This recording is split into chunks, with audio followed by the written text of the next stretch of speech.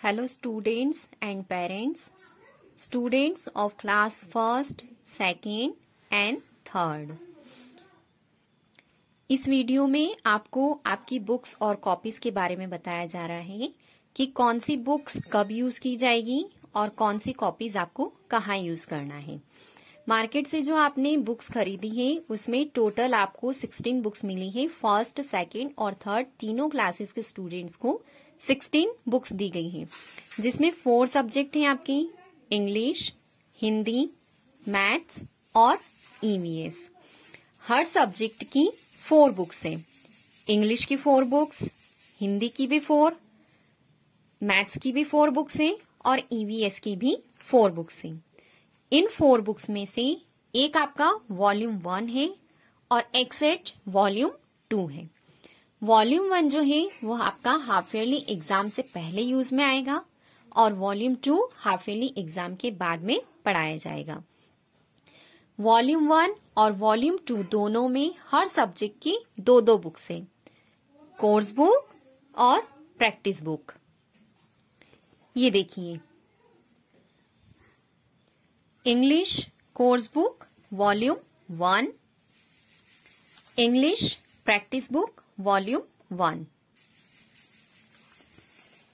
English course book volume 2, English practice book volume 2, Hindi पाठ्य पुस्तक भाग 1, हिंदी अभ्यास पुस्तक भाग 1, हिंदी पाठ्य पुस्तक भाग 2, हिंदी अभ्यास पुस्तक भाग 2, mathematics course book volume 1, mathematics practice book volume 1, mathematics course book volume 2, mathematics practice book volume 2, environmental studies course book volume 1 means EVS, environmental studies practice book volume 1, environmental studies course book volume 2, environmental studies practice book volume 2 means 8 books volume 1 की है और 8 books volume 2। Volume 1 half yearly exam से पहले आपको पढ़ाया जाएगा और volume 2 half yearly exam के बाद आपको पढ़ाया जाएगा। अब फर्स्ट और सेकंड क्लास के स्टूडेंट्स ने जो कॉपीज ली है तो उन कॉपीज में आपको A4 साइज की 80 पेजेस की इस तरह की 4 कॉपीज आई हैं, जिनमें से 2 कॉपीज आपकी 4 लाइन की है इस तरह की, जिनमें से एक 4 लाइन की कॉपी आपको इंग्लिश की बनानी है और दूसरी 4 लाइन कॉपी आपको EVS के लिए बनानी है। उसमें क्या लिखना है, कैसे लिखना है, ये आपके टीचर्स आपको बताएंगे। 4 लाइन की कॉपीज में से एक इंग्लिश और EVS की बनाना है। जो 2 लाइन कॉपी है इस तरह की लाइनिंग वाली, उसमें आपको हिंदी का वर्क करना है, उसे हिंदी सब्जेक्ट के लिए बनाना है। और जो आपकी ऐसी बॉक्स वाली कॉपी आई है वो आपको मैथ्स के लिए बनाना है। ये फर्स्ट और सेकंड क्लास के स्टूडेंट्स को बनाना है। 4 लाइन कॉपी इंग्लिश के लिए और EVS के लिए, 2 लाइन कॉपी हिंदी के लिए और बॉक्स वाली कॉपी मैथ्स के लिए। अब जो थर्ड क्लास के स्टूडेंट्स हैं उनके कोर्स में इस तरह की 80 पेजेस की A4 साइज की 4 कॉपीज आई हैं, जो 1 लाइन कॉपी है इस तरह की। तो आपको हर सब्जेक्ट के लिए 1 लाइन कॉपी ही बनाना है, यानी इंग्लिश, हिंदी, मैथ्स और EVS चारों सब्जेक्ट की इस तरह की सिंगल लाइन कॉपी सभी स्टूडेंट्स को बनाना है। आपको 5 कॉपीज टेस्ट के लिए खरीदना है, जो 10 रुपीज वाली मार्केट में मिलती है वैसी, और वो कॉपीज ऐसी सिंगल लाइन खरीदना है, 1 लाइन कॉपी, जिसमें आपको टेस्ट देना है और टेस्ट देने के बाद कॉपीज को स्कूल में सबमिट करवाना है।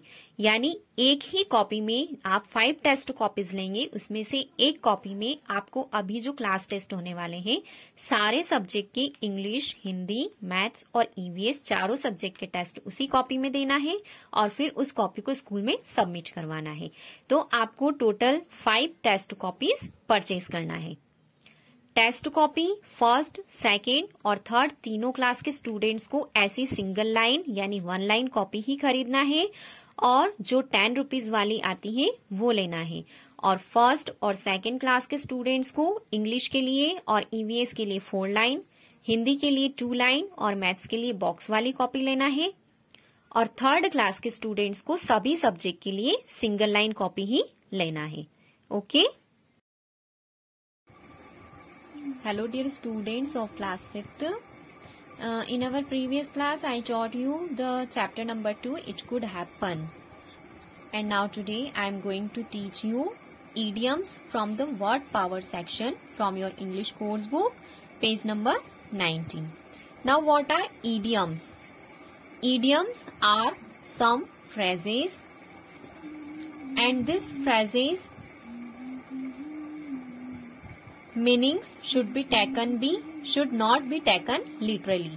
Idioms कुछ ऐसे phrases होते हैं जिनका literally कोई meaning नहीं निकलता है, but these idioms are used to give details which are otherwise not easy to explain. Idioms कुछ ऐसे words होते हैं जिनका literally तो कोई meaning नहीं निकलता है, लेकिन जिनकी हेल्प से किसी बात को डिटेल में एक्सप्लेन किया जा सकता है और उस बात को एक्सप्लेन करने का कोई और तरीका नहीं होता है, यानी आसानी से उसे एक्सप्लेन नहीं किया जा सकता है। जैसे हिंदी में मुहावरे, लोकोक्तियां होती हैं, उसी तरह से इंग्लिश में इडियम्स को यूज किया जाता है। Do you remember coming across the following phrase in the story? जब हमने स्टोरी को रीड किया था, इट कुड हैपन स्टोरी हमने रीड की थी, तब हमने कुछ इडियम्स उसके अंदर पढ़े थे, फ्रेजेस पढ़े थे, like felt blue, green with envy, had a green thumb, like this. This phrases are known as idiom. They are common phrases और sayings whose meaning should not be taken literally. ये जो phrases होते हैं ये idioms के नाम से जाने जाते हैं और ये कॉमन फ्रेजेस होते हैं जिनके कहने का मतलब लिटरली नहीं लिया जाता है, यानी उनका कोई मीनिंग नहीं निकलता है। But for example, felt blue does not mean the colour but a feeling of sadness. जैसे फेल्ट ब्लू बोला जाता है तो इसका मतलब कोई ब्लू कलर नहीं होता है, इसका मीनिंग सैडनेस से, फीलिंग्स ऑफ सैडनेस से लिया जाता है। Like this, green with envy means being jealous and not turning green in colour.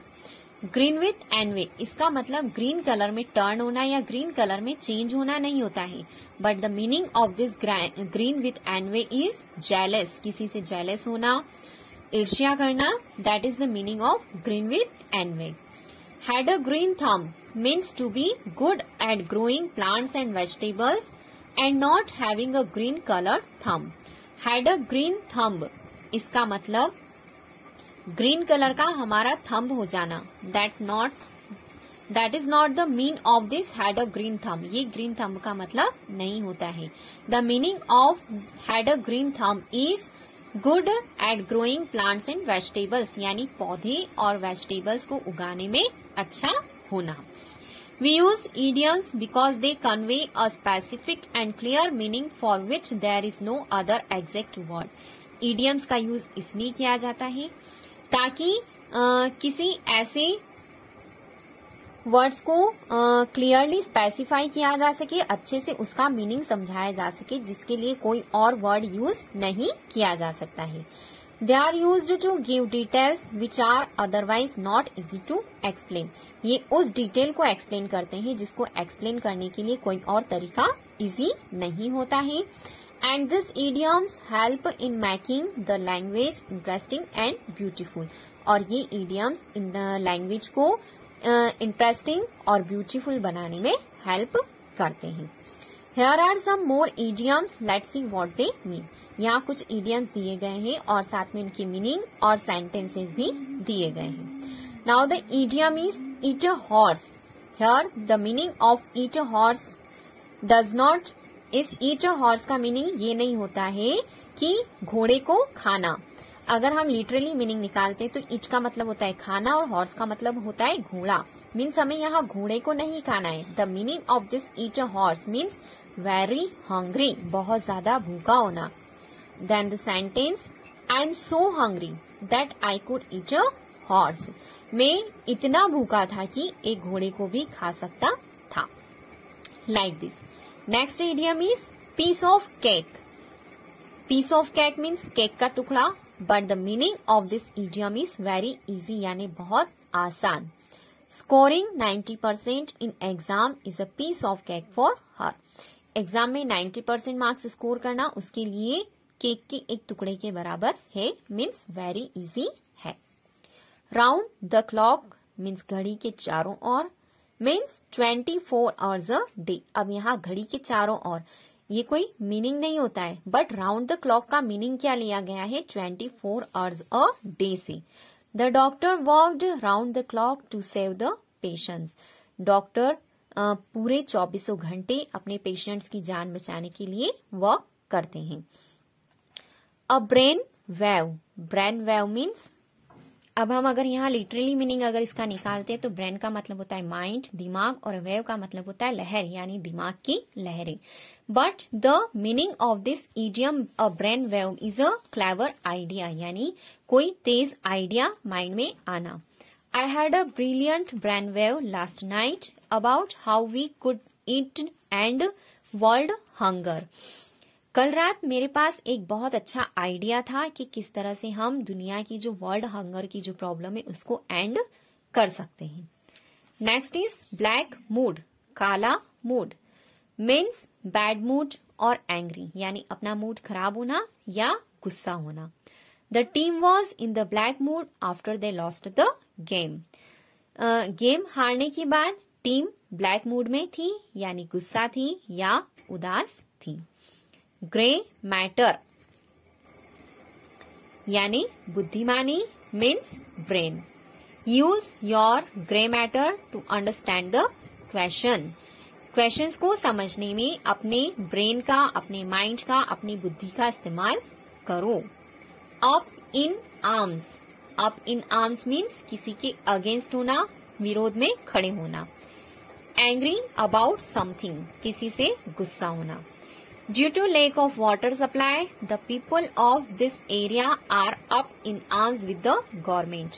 Water supply यानी पानी की सप्लाई की लैक के कारण, देर होने के कारण इस एरिया के लोग वहां की गवर्नमेंट्स के अप इन आर्म्स यानी अगेंस्ट है. Point figure eight. Point figure eight का मतलब होता है पॉइंट फिंगर एट, किसी पर उंगली उठाना, या टू ब्लेम समवन, किसी को ब्लेम करना. Do not point a finger at others. दूसरों पर उंगली मत उठाओ. Okay students, so we have learnt about the idioms. What are the idioms? Idioms are the words that do not have a literally meaning. Idioms ऐसे words होते हैं जिनका literally कोई meaning नहीं होता है, but they used to convey a specific and a clear meaning for which there is no other exact word. ये किसी किन वर्ड्स का, कुछ बात को कहने का, किसी बात को क्लियरली मीनिंग में समझाने का एक तरीका होता है जिसके लिए एग्जैक्टली किन्हीं वर्ड्स का यूज नहीं किया जा सकता है.